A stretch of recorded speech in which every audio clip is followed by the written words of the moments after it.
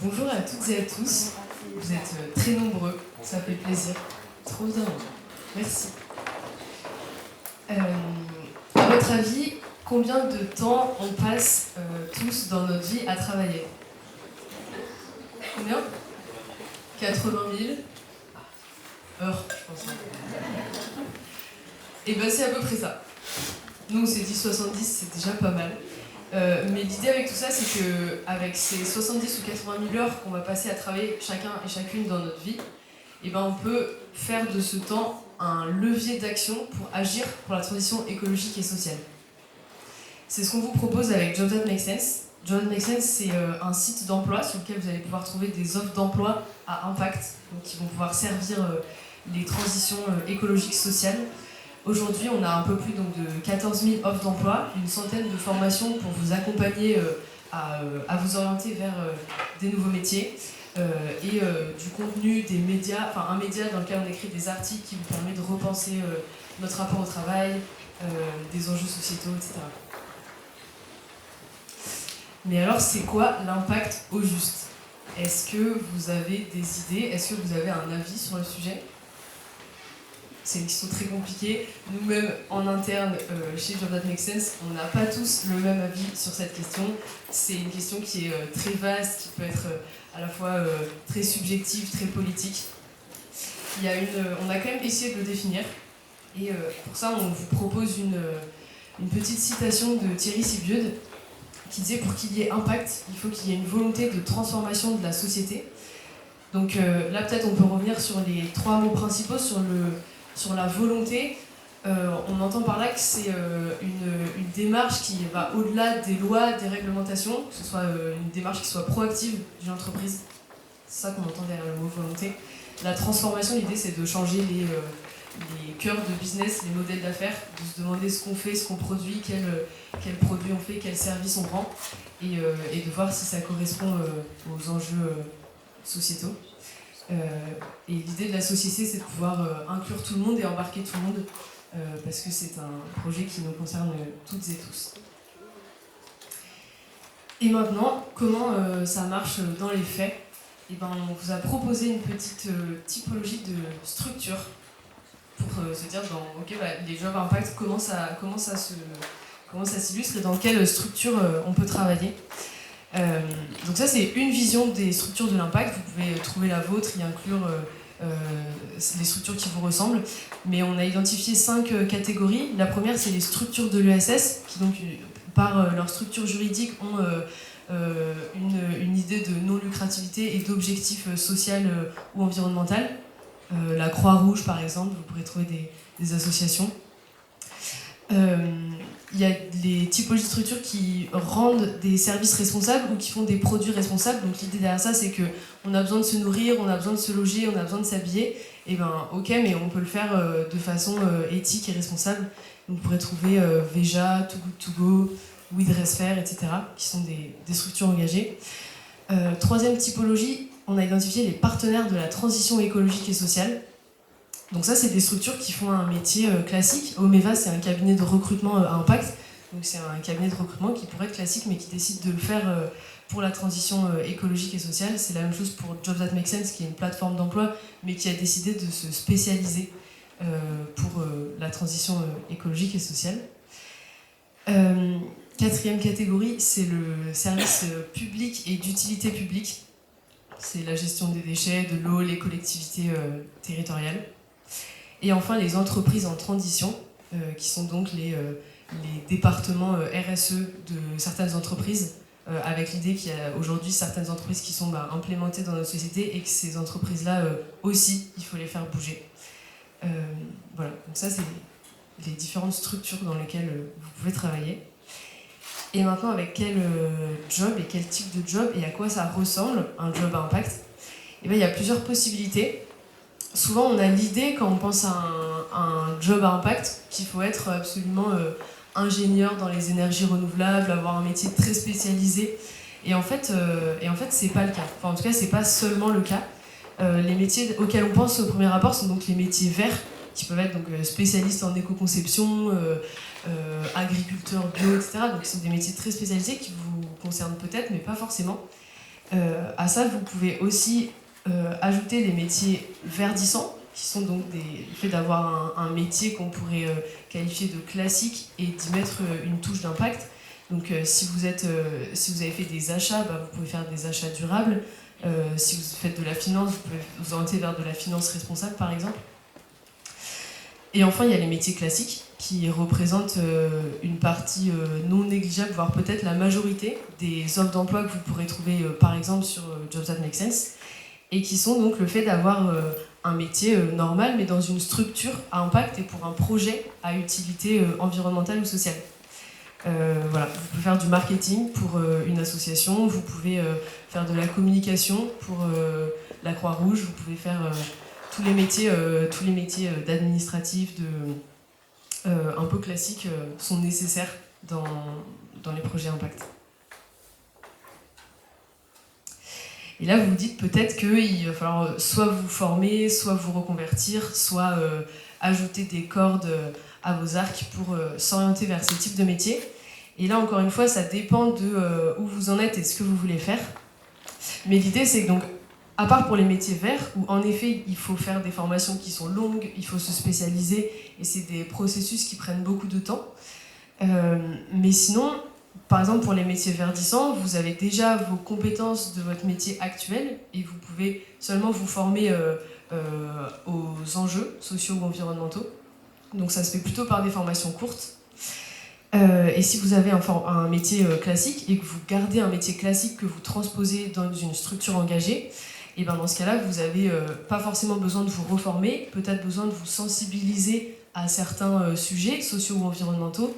Et là-dessus, on a quand même une chance, c'est que sur Internet, il y a énormément de contenu gratuit, pas que sur Internet d'ailleurs, vous pouvez faire des ateliers, vous pouvez participer à des conférences, sur le sujet, il y a énormément de choses qui sont accessibles facilement pour se sensibiliser à ces enjeux-là. Et enfin, possibilité de faire des formations sur des compétences comportementales en fonction des types de structures dans lesquelles vous souhaitez vous orienter. Souvent dans les structures de l'ESS par exemple, on a des types de gouvernance qui peuvent être différents. Voilà, donc parfois c'est possible de se former à des enjeux de gouvernance partagée, d'intelligence collective, de communication non violente, etc.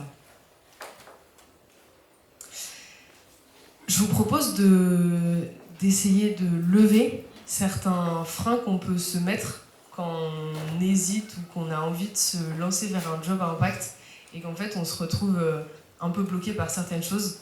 Donc notamment les questions sur le salaire, sur les débouchés et sur le fait de pouvoir se sentir seul par rapport à ça et le syndrome de l'imposteur aussi. Donc première idée qu'on peut avoir en tête, c'est de se dire que avoir un job à impact, ça paye mal. Eh ben, c'est pas le cas. Il y a une étude de l'APEC qui montre que dans le secteur de l'économie sociale et solidaire, les salaires des cadres sont en moyenne 10% moins élevés que les salaires des cadres dans les secteurs traditionnels. Donc voilà, 10% c'est pas la fin du monde et ça dépend vous de comment vous placez, de quel salaire vous avez besoin, etc. Mais en tout cas, c'est pas des salaires qui sont nécessairement divisés par deux, en tout cas. Après, ça dépend de votre métier actuel aussi. Si vous êtes trader là aujourd'hui, oui, l'économie sociale et solidaire va pas forcément pouvoir s'aligner avec ces tranches de salaire, mais la question c'est aussi de se demander quel salaire est juste, quel salaire vous convient à vous, etc.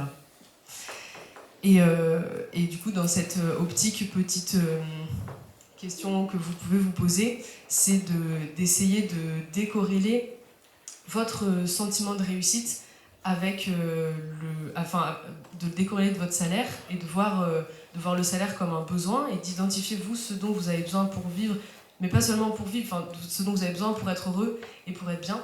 Et ensuite de pouvoir chercher un emploi parmi ces tranches de salaire qui vous correspondent.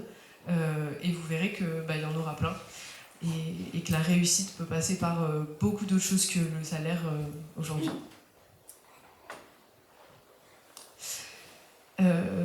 c'est pas un peu bouché. Je me souviens quand j'étais étudiante, je disais à mon père que je voulais travailler dans la RSE et il me disait mais tu te rends pas compte, il y a un seul responsable RSE par entreprise, tu trouveras jamais de travail, etc.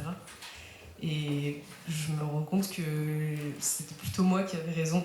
On a l'impression que l'impact, c'est bouché, qu'il n'y a pas énormément d'opportunités d'offres d'emploi, etc. Et en fait, c'est l'inverse.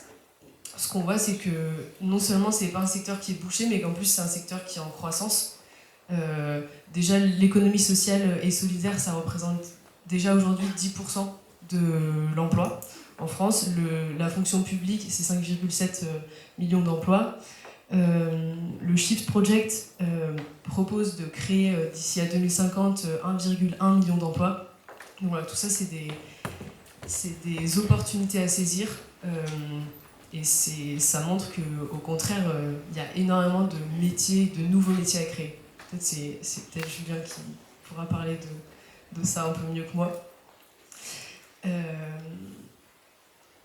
Je crois que je suis arrivée à la fin de mes slides. C'est parfait ça.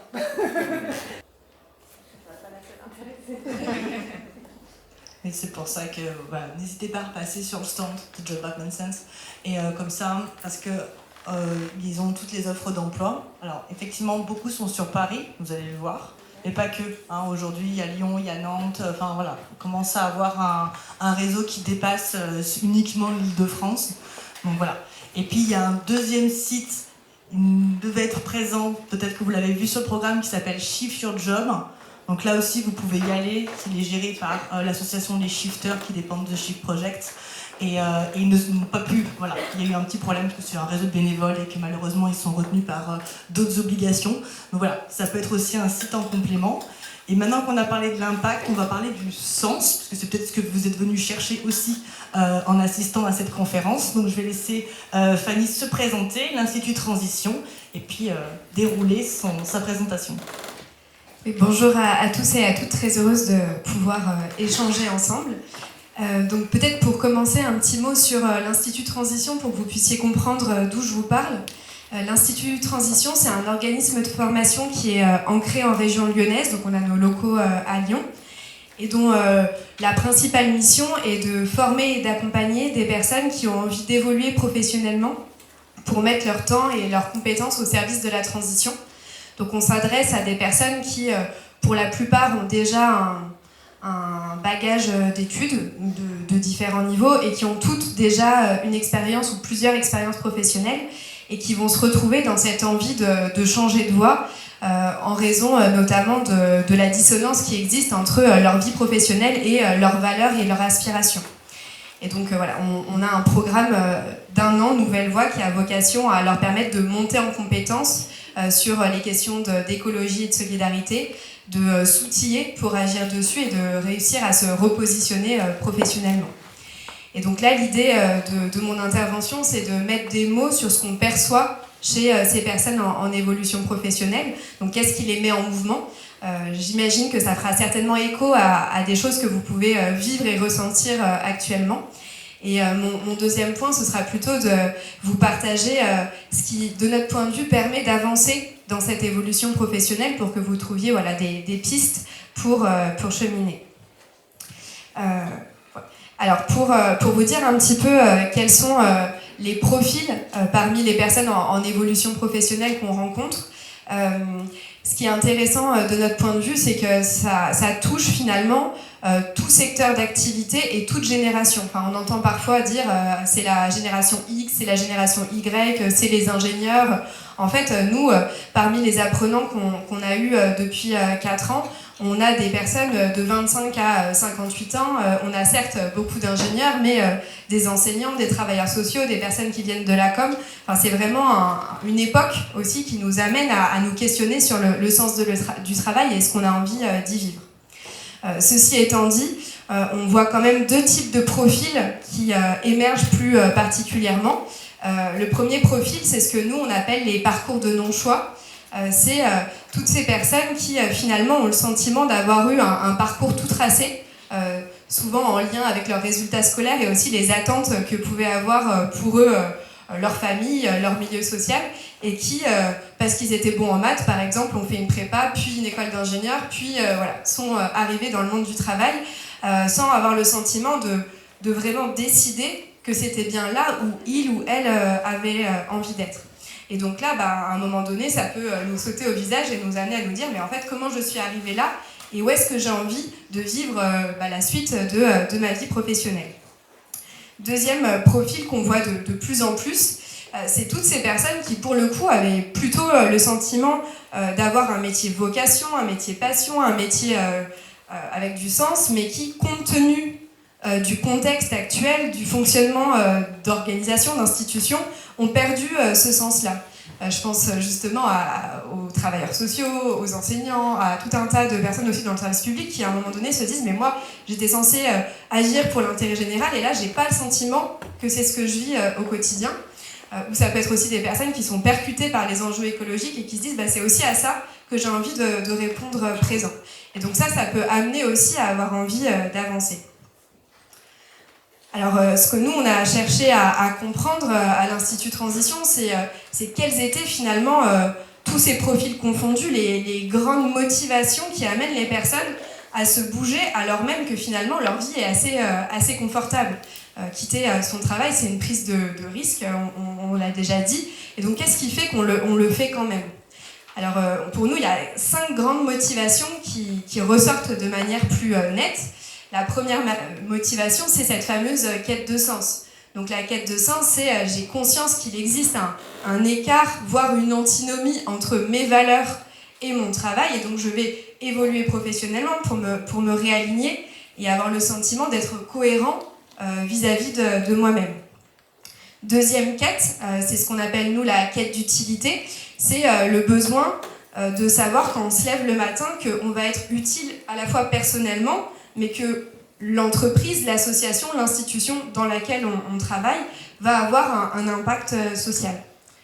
Troisième quête, la quête de lien. Donc là, c'est l'envie de travailler, de s'entourer avec, de personnes avec qui on va partager des valeurs, des intérêts. Chaque année, on a des apprenants qui, quand ils commencent à discuter entre eux, se disent « Ah ouais, waouh, c'est des personnes avec qui j'échange, je suis bien et je me sens pas complètement en décalage à la pause café sur ce qui est échangé. » Et donc ça peut être quelque chose qui nourrit et qui motive beaucoup. Quatrième motivation, la quête de découverte. Donc ça correspond à toutes les personnes qui vont plutôt avoir le sentiment d'avoir fait le tour et qui se disent en fait j'ai envie d'évoluer professionnellement pour me sentir à nouveau challengée, stimulée, intéressée. Et dernière quête, la quête d'aventure, c'est toutes les personnes qui ont le sentiment d'être un outil de travail dans leur organisation, mais de ne pas participer à l'aventure vraiment de l'organisation de son lieu de travail. Et donc là, qui se disent, en fait, je vais évoluer professionnellement pour aller à des endroits où vraiment je fais partie, pas seulement des petites mains, mais aussi d'une réflexion collective qui nous permet d'avancer ensemble. Donc voilà, ça c'est 5 quêtes. Je pense que c'est des quêtes qui nous traversent tous et toutes à un moment donné, mais ça arrive que ce soit tellement important que ça nous amène à nous lancer, alors même qu'on ne sait pas très bien où on va. Voilà, donc je pense que ça peut être vraiment intéressant que vous puissiez vous poser la question de vous, est-ce qu'il y a quelque chose en particulier qui vous titille aujourd'hui, puisque ça peut aussi vous donner des indications sur ce que vous auriez envie de trouver demain. Alors maintenant qu'on s'est dit ça, qu'est-ce qu'on peut faire si on se retrouve dans ces grandes quêtes? Comment est-ce qu'on peut faire pour avancer et réussir justement à se positionner dans tous ces métiers, dans tous ces secteurs que nous a présenté Floriane? Pour moi, il y a 3 grandes étapes qui peuvent aider. La première étape, c'est que je trouve que ça a beaucoup de sens de s'arrêter pour relire tout son parcours de vie. Alors quand je parle de son parcours de vie, c'est son parcours pro, mais aussi son parcours perso, pour identifier ce que j'appelle les petits cailloux blancs. Les petits cailloux blancs, c'est tous ces moments où, pour le coup, je me suis sentie à ma place, où je me sentais bien, où j'étais en cohérence. Ça peut être dans sa vie pro et en dehors. Et ça peut vous donner des indices sur finalement ce que vous pourriez avoir envie de trouver dans votre vie professionnelle future. Donc voilà, première proposition. Deuxième proposition, c'est d'essayer de se projeter sur la suite et d'imaginer notre horizon. Ce que nous, on dit beaucoup aux apprenants, c'est que l'enjeu, c'est d'avoir un horizon face à soi et pas une destination. Alors c'est quoi la différence? C'est qu'un horizon, c'est assez ouvert. On va, je reviendrai dessus, se dire, bon bah moi j'aimerais bien trouver ça, ça, ça, mais c'est encore suffisamment ouvert pour qu'il y ait différentes possibilités derrière. Quand on a une destination, c'est quelque chose de très précis. Ah, moi je rêve de faire ça chez We Dress Fair. Bah, ça, chez We Dress Fair, c'est une personne, donc c'est forcément plus difficile de réussir à avancer. Comment est-ce qu'on peut faire pour identifier cet horizon? Pour nous, il y a 2 petites aiguilles sur lesquelles vous pouvez travailler et qui peuvent vous aider à vous orienter. La première aiguille, c'est quelles sont vos valeurs, quelles sont les causes, les défis qui vous tiennent particulièrement à cœur.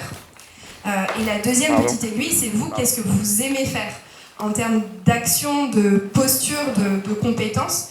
Et c'est en croisant les deux, finalement, qu'il y a quelque chose de l'ordre d'un projet professionnel qui peut émerger.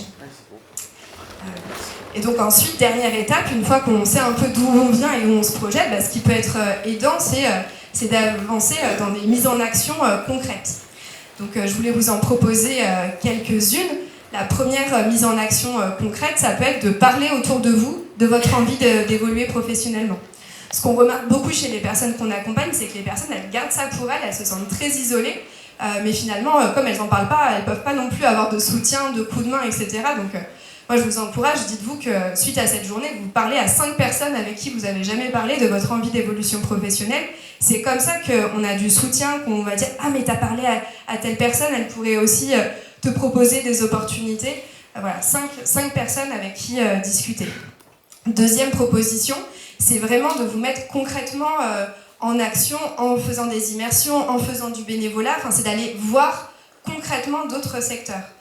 Quand on reste chez soi avec ces questions, en fait, on va fantasmer un monde. On va aussi avoir beaucoup de mal à se projeter parce qu'en fait, on ne connaît qu'un tout petit bout de la réalité. Et c'est en agissant concrètement qu'on va se découvrir autrement et qu'on va se créer un réseau. Troisième piste, c'est si vous sentez que vous n'y arrivez pas tout seul, c'est vraiment de se faire accompagner autour de ça. Vous avez ici tout un tas de bilans de compétences, de structures d'accompagnement, et on voit vraiment chez les personnes qu'on accompagne que c'est déterminant dans la mise en action. Et puis, voilà, peut-être dernière possibilité, se former. Et peut-être pour compléter ce que disait Floriane tout à l'heure, pour moi, la formation, ça a vraiment quelque chose c'est quelque chose qui vient renforcer les compétences, mais c'est aussi ce qui peut permettre de marquer un parcours, de montrer que vous avez une intention particulière de bifurquer, et c'est aussi une manière de prendre du temps pour soi. Et nous, on remarque vraiment chaque année à quel point d'avoir de l'espace pour évoluer, c'est aussi ce qui permet aux personnes d'accélérer dans leur maturation. Donc voilà un certain nombre de propositions. J'espère qu'il y a un petit pas que vous aurez envie de franchir par la suite. Et donc on est là aussi pour discuter avec pas mal de personnes qui ont fait des évolutions professionnelles sur notre stand et qui sont aussi prêtes à échanger de leur expérience personnelle. Merci beaucoup.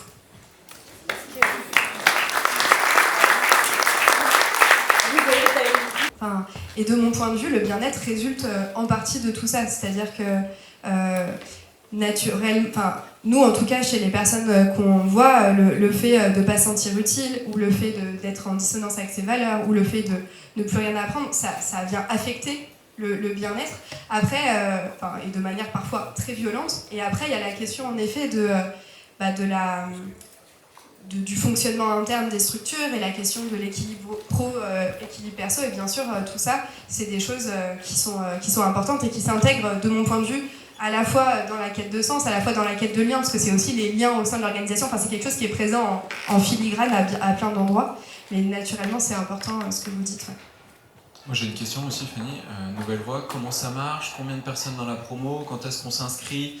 Et quand est-ce qu'on pourra avoir d'autres infos pour les Nouvelles Voix, justement? Julien, il est sympa, il nous aide à nous présenter. Il nous renvoie la balle, c'est chouette. Je vais trouver une question pour toi aussi. Oui, donc Nouvelle Voix, c'est un programme d'accompagnement et de formation d'1 an qui s'articule autour de différentes dimensions, à la fois des cours qui permettent de monter en réflexion sur les enjeux d'écologie et de solidarité et de s'outiller pour être en capacité d'accompagner au changement, de gérer, de développer des projets. On a ensuite à côté des missions de terrain Donc c'est des missions qu'on peut faire auprès de partenaires associatifs, entrepreneuriaux, publics, pour se créer du réseau, expérimenter, avoir des références. C'est un mémoire pour creuser un sujet qui nous tient particulièrement à cœur et se développer une expertise qui pourrait être tremplin pour la suite. Et c'est une communauté de personnes à la fois apprenantes, mais de tout un tas de personnes engagées autour d'elles qui vont les aider à avancer, dont Julien par exemple. Et donc pour faire Nouvelle Voie, il y a deux possibilités. Soit vous êtes ce que nous on appelle en disponibilité, donc vous ne travaillez pas ou vous avez possibilité de faire la formation sur votre temps de travail ou d'organiser votre temps de travail. Donc là, les cours ont lieu 2 jours par semaine de fin septembre à début avril. Et le reste du temps, c'est pour le mémoire, les missions, etc. Soit vous êtes en poste avec pas de possibilité de bouger actuellement, et vous pouvez faire la formation en activité, donc avec les cours le mardi soir et 20 samedis dans l'année. Et donc là, on est en plein actuellement dans la campagne d'inscription Nouvelle Voie. Si vous vous posez la question, on organise ce qu'on appelle des rendez-vous d'orientation. C'est des rendez-vous d'1h30 entre une personne qui se pose la question et un membre de l'équipe pour discerner si ça aurait du sens et puis pour vous aider à avancer dans votre réflexion sur votre évolution pro. Donc vous pouvez le demander sur le site internet ou vous pouvez demander un rendez-vous sur le stand et on vous recontacte pour voilà, vous proposer de rencontrer quelqu'un. Et on organise un événement le 13 mai qui s'appelle la journée de la transition professionnelle écologique et solidaire. Donc ce sera à la métropole de Lyon. Donc vous tournez dans toutes les institutions lyonnaises et où il y aura plein de conférences, ateliers, etc. Donc si vous vous dites que déjà cette journée vous a bien aidé à avancer et que vous auriez envie de continuer parce que ça vous soutient bien, c'est un programme qui est assez complémentaire. Et si les gens ils veulent creuser cette question des métiers de sens, il me semble qu'il y a un super magazine qui se centre là-dessus aussi. Tout à fait. L'Institut Transition est né en fait dans une autre association qui s'appelle Anciela, qui est une association lyonnaise. Enfin, moi, je partage mon temps en fait entre les deux. On est une association qui a vocation à donner envie d'agir et à accompagner les engagements et les initiatives. On a un magazine qui s'appelle Agir à Lyon, qui a pour objectif de montrer les dynamiques qui sont en cours, les initiatives. Et donc le numéro du mois, c'est sur les métiers de demain. Donc voilà, n'hésitez pas à vous le procurer. Vous le retrouverez le 13 mai avec tout un lien avec Julien dedans. Voilà. Merci. Je vais te laisser la parole, Julien. Au rez-de-chaussée, vous avez tout le pôle accompagnement. Parce que c'est ce que disait Fanny, c'est mieux d'être accompagné. Donc voilà, en fonction de vos statuts, de vos projets, tout au rez-de-chaussée du salon, vous avez le pôle accompagnement. Et pour les personnes qui sont cadres d'entre vous, il y a l'APEC qui est présent. Et surtout, ils font des études, ils font un certain nombre d'études sur les métiers de la transition écologique. Donc voilà, n'hésitez pas à lire leurs études, elles sont relativement bien faites. Et aujourd'hui, sur le site de l'APEC, vous trouvez aussi des offres d'emploi. Voilà. Julien, c'est à toi. Merci. C'est hyper dur de faire son auto-promo, je trouve que c'est difficile comme dur, exercice. hein, ouais. Alors du coup, je voyais que vous ne parliez pas de vos projets respectifs qui sont géniaux, et donc ça mérite de le refaire. Vous avez noté le site de Jobs That Make Sense, où il y a effectivement plein d'offres d'emploi, mais il y a aussi plein d'articles.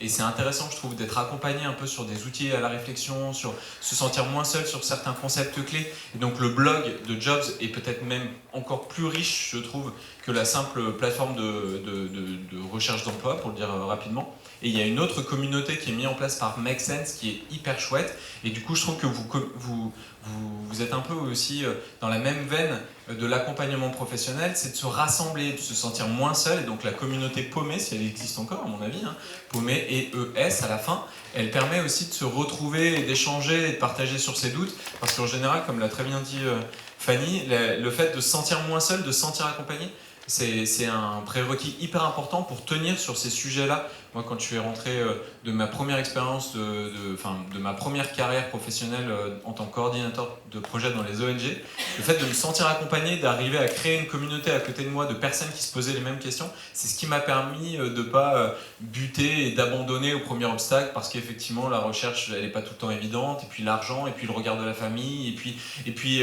les allocations qui commencent à courir et puis à se raréfier, vous voyez de quoi je parle, bref. Donc ça, c'est hyper important. Et après, effectivement, l'expérience, et ça, c'est un point central de Nouvelle Voie de l'Institut, c'est qu'on crée des expériences, on va sur le terrain, on est avec des assos. Et donc ça aussi, ça permet de se faire un réseau privilégié, puisque souvent, les métiers qui ont du sens, ils apparaissent en fait assez peu sur les sites en ligne, il y a assez peu d'offres. Ça se fait par le réseau, ça se fait par le bouche à oreille, ça se fait par une sorte de promotion interne parce qu'on est bénévole, parce qu'on a entendu parler d'eux, et donc il faut se créer ce réseau. Je sais que ça peut prendre du temps, et en réalité c'est assez génial parce que ça permet aussi de voir ce qui nous plaît vraiment et de sentir aussi une équipe, sentir une structure. Une structure, comme le disait madame, où on se sent un peu pressé comme un citron, même si elle affiche du sens, peut-être que ça vaut le coup de se dire « Oh là là, j'ai bien fait de les connaître, parce que je vais partir dans l'autre direction maintenant, et puis aller mettre mon temps dans des énergies qui me correspondront mieux, où on saura mieux reconnaître mon talent. » Moi, comme l'a dit Delphine tout à l'heure, je suis actif sur cette question des métiers de sens depuis 5 ans maintenant avec le podcast 2030 Glorieuse. Puisque pendant longtemps, je me suis posé et on m'a posé la question de savoir à quoi ça correspondait un métier de sens et à quoi on pouvait contribuer. Je trouve qu'on est un peu bloqué actuellement dans l'idée que nos métiers vont permettre de simplement moins détruire la planète, moins détruire le vivant, et donc on va faire, je suis désolé Floriane, un poste dans la RSE, et super, on sera dans une grande boîte pour un peu moins niquer le monde, et moi ça me suffit pas. Je trouve que ça c'était bien peut-être dans les années 70, 80, quand on a eu le rapport des limites de la croissance, on se disait bon on va faire un peu moins de mal, on avait de la marge à l'époque, mais je trouve qu'aujourd'hui on est dans une urgence telle qu'il est temps de se responsabiliser, de se rendre compte de tout ce qu'on peut faire de positif dans nos métiers. Et je pense que ça aussi, ça permet de nourrir notre quête de sens intérieur. Et donc j'avais envie de creuser cette question des nouvelles abondances. Dans un monde où les simples indicateurs de mesure de la réussite professionnelle, c'est notre salaire ou nos promotions, comment on peut mesurer et valoriser différemment nos métiers en se rendant compte qu'en fait, à l'arrivée, le bilan, il est peut-être positif en termes d'abondance auquel on contribue. Et donc, depuis 5 ans, j'ai interviewé des personnes qui, selon moi, participent à ces nouvelles abondances et qui, en réalité, ne sont pas vraiment des nouveaux métiers. On a un peu cette idée que, oui, en 2030, 80%, vous avez peut-être déjà entendu parler de ce chiffre de merde qui vient d'un institut technologique qui dit 80% des métiers de demain n'existent pas en 2030 parce qu'ils imaginent tous qu'on aura un casque de réalité virtuelle sur la tête, qu'on sera coach en IA ou toutes ces conneries. En réalité, moi j'aurais tendance à dire que 80% des métiers de demain durables et solidaires, ils existent déjà. Et donc j'essaie de les montrer, ces gens, parce que le problème qu'on a actuellement, c'est que toutes ces personnes inspirantes, inspirées, rayonnantes, de tous les profils, de tous les âges, de toutes les compétences, de tous les milieux, c'est hyper important, je le redis dans le désordre, de tous les âges, de tous les profils, de toutes les compétences, de tous les milieux, et sur tous les territoires en France, ils font des boulots qui leur prennent énormément de temps, parce que parfois il faut convaincre, il faut expliquer, il faut défricher, et donc ils ne se rendent pas compte et ils ne peuvent pas prendre le temps nécessaire pour se raconter, pour se mettre en avant, et pour faire en sorte que nous, quand on arrive là en se disant j'ai envie d'avoir un métier qui a du sens, on n'ait pas l'impression que la seule opportunité qu'on ait, c'est de mettre notre plus belle chemise à carreaux et d'aller gratter un lopin de terre en Drôme ou en Ardèche. On a un peu l'impression qu'on est voué à ça.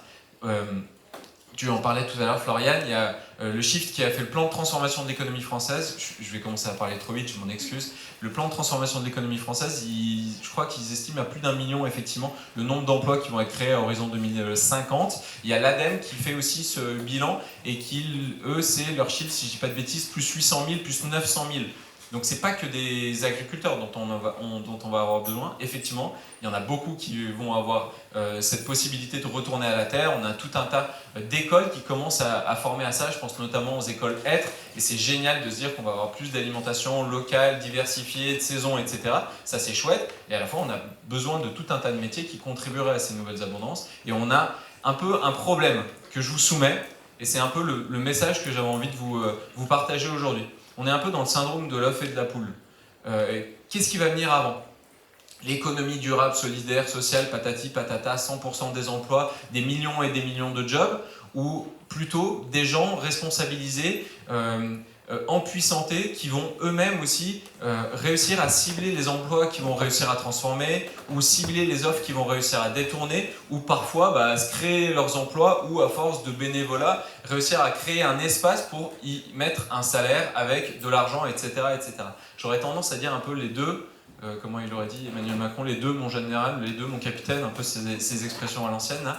Et que d'une certaine manière, il faut qu'on considère à quel point on a un pouvoir laborieux qui est en train d'apparaître là dans les années 2020 pour deux raisons. La première, si vous avez récemment passé un entretien auprès d'un recruteur, il est très probable que vous ayez presque passé plus de temps à poser des questions qu'à répondre aux questions du recruteur.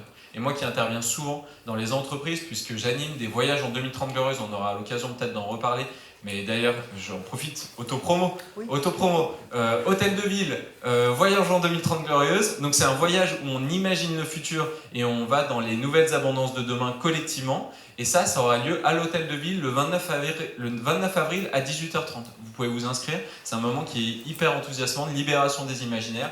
Et on se rend compte qu'il n'y a pas que le pouvoir d'achat dans la vie, on reprend le pouvoir des utopies. Bref, et donc j'interviens souvent dans ce cadre-là, dans les entreprises, pour se poser la question de, voilà, une fois qu'on a parlé de croissance économique, est-ce qu'il y a d'autres croissances et à quoi ça correspond une entreprise qui contribue au bien commun et au fameux monde de demain?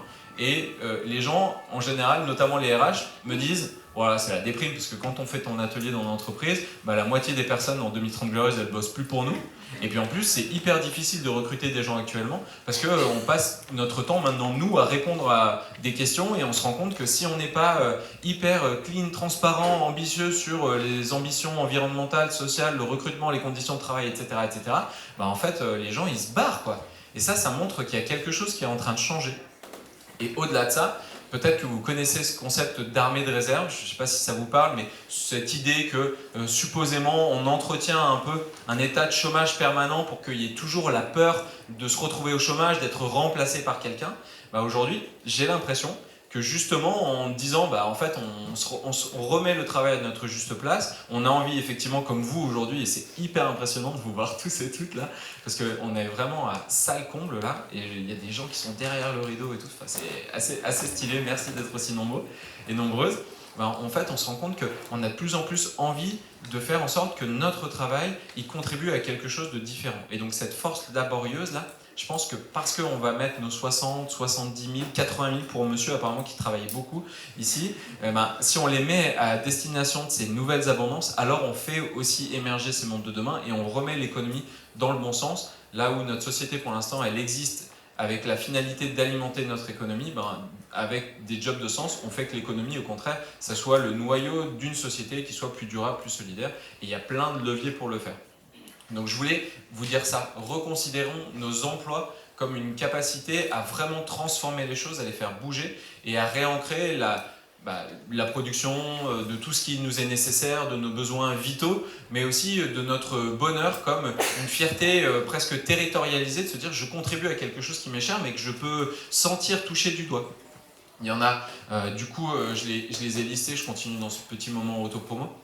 Il y a plus de 40 métiers que j'ai listés dans ce fascicule, dans ce livre qui est paru l'année dernière, parce que quand moi je cherchais justement à faire un travail, je me tapais, peut-être que vous avez fait ce travail horrible dans le CDI de errer pour trouver les classeurs de l'ONICEP qui sont planqués tout en bas en général, que personne n'avait ouvert, donc ça fait une sorte de volute de fumée quand on l'ouvre, de poussière, et puis on trouve des trucs hyper secs, hyper arides, et quand on se pose la question, c'est quoi un job de sens, qu'est-ce que je pourrais faire comme métier qui a du sens, on trouve pas, on n'a pas de catalogue.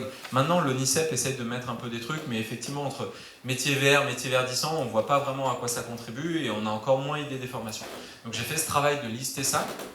En gros, c'est 40 métiers des 120 interviews que j'ai menées dans le podcast 2030 Glorieuse, qui est aussi une bonne porte d'entrée en fonction des métiers que vous avez envie d'avoir. Mais c'était pour vous dire que, en fait, on n'est pas obligé d'être agriculteur urbain, on n'est pas obligé de retourner à la terre, on n'est pas obligé de changer de compétences et surtout, on n'est pas obligé d'être entrepreneur. le monsieur disait, mais c'est quoi une start-up sociale? Je trouve qu'aujourd'hui, on est un peu dans le mythe de voilà, la start-up nation et qu'on a besoin de se créer nos métiers, on a besoin de se créer nos entreprises, même celles qui ont du sens, alors qu'en fait, c'est aussi une connerie. Il y a des gens qui sont très bons entrepreneurs, ils ont envie d'être tranquilles et tout seuls et de défricher, génial pour eux. Il y a des personnes qui ont envie d'être intrapreneurs et c'est des personnes que je commence à mettre un tout petit peu en avant. Et d'ailleurs, si ça vous intéresse, il y a Mon Réveil écologique qui a créé un livre blanc pour intraprendre. Intraprendre, ça veut dire qu'on reste salarié, mais à l'intérieur de sa structure, on essaie de transformer les choses. Donc il y a un livre blanc, il y a des entreprises qui ont été un peu transformées de l'intérieur avec des exemples, elles sont géolocalisées. Et donc ça, c'est sur le site internet que je viens d'oublier, mais bon, en tapant Mon Réveil écologique, vous trouverez les informations sans problème. Et il y a les personnes aussi, et ça c'est vraiment ce que j'ai essayé de mettre en avant, qui décident en fait de rejoindre une structure existante. Et ça aussi, je trouve que ça fait du bien, se dire qu'il y a tout un tas de structures existantes qui attendent des gens comme vous, avec des compétences, avec une envie de bien faire leur métier, pour justement faire pencher la balance du côté de l'écologie et de la solidarité. Voilà le message que j'avais envie de vous porter. Si vous avez envie, on peut se faire un mini jeu de questions-réponses, mais je crois que le timing est passé. Ouais. Et sinon, si on peut s'accorder 2-3 minutes pour les questions. 2-3 minutes, on est large. Mais ouais. Sinon, je serai avec Florian tout à l'heure, juste dans la salle d'à côté. Si vous voulez, j'ai amené quelques livres si vous voulez les feuilleter. Et on répondra à vos questions, parce qu'on est tous les uns à côté des autres dans la salle à côté, si vous n'avez pas osé poser cette question devant tout le monde. C'est ça, vous pouvez donc retrouver nos 3 speakers. Merci beaucoup, timing parfait. Job à impact, la première étape. Bon, on peut prendre quand même 1 ou 2 questions avant que la conférence suivante s'enchaîne. Sinon, je vais vous laisser. Merci pour votre attention. Merci d'avoir été aussi nombreuses et nombreux.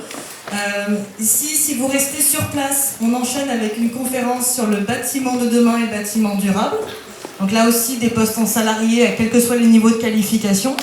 Et puis, au salon Henri IV, qui est à l'opposé, plutôt sur le bilan de compétences. Excellent salon, et merci à vous, mes speakers.